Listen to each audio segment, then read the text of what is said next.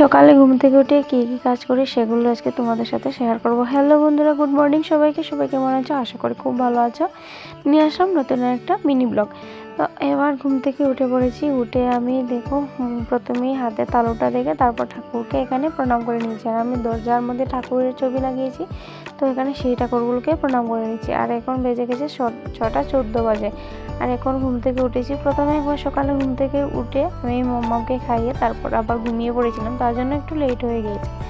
এবার সোফাগুলোকে আমি ভালো করে ঝেড়ে পরিষ্কার করে তারপর ঘরটাকে ঝাড় দিয়ে নেব। আর বিছানাটা এখন উঠাবো না, কারণ আমার বড়মশাই আর মাম্মাম সোনা বাবা সোনা এখনও ঘুমিয়ে আছে। তো এবার সব কিছুকে ঝেড়ে ঝুড়ে তারপর ঘরটাকেও ঝাড়ু দিয়ে দেবো।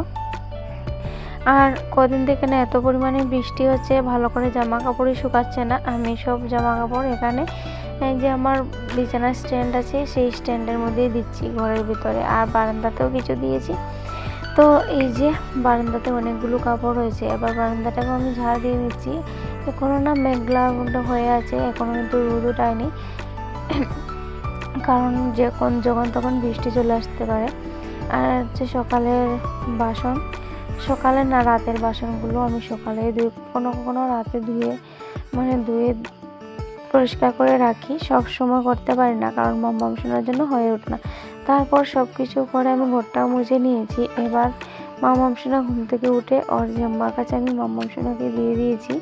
আর এবার বিছানাটাকে আমি গুছিয়ে নেব।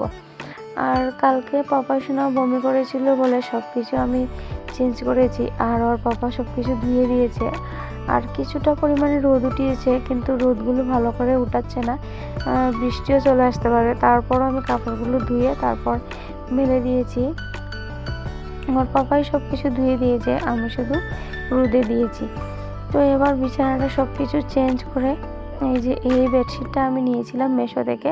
তো এই সুতির বেডশিটটা নিয়েছিলাম আমি আমাদের এখান থেকে দোকান থেকে। তবে সুতির বেডশিটটা কেমন হয়ে গিয়েছে।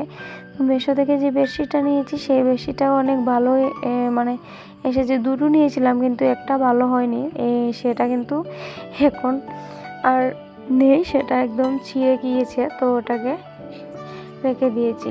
তো সুতির বেডশিটটাকে আমি প্রথমে বিছিয়ে তারপর তোষকটাকে আমি ঢেকে রেখে দিয়েছি। তারপরে এই যে আমাদের বিছানার মধ্যে আরেকটা বিছানা করতে হয়, সেটা হচ্ছে আমার মাম্মাম সোনার জন্য।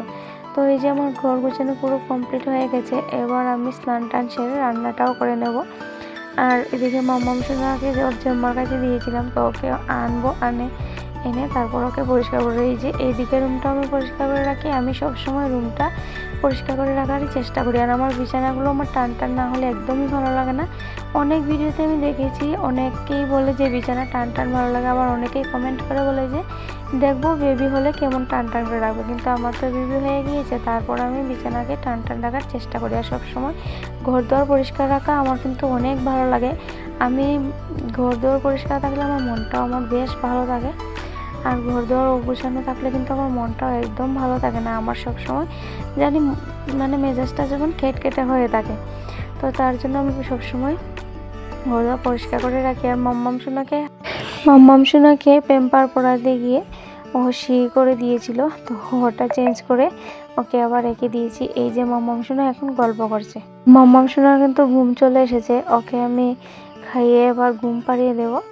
আজকের ব্লগটা এই পর্যন্ত ছিল, দেখা হবে পরবর্তী ব্লগে।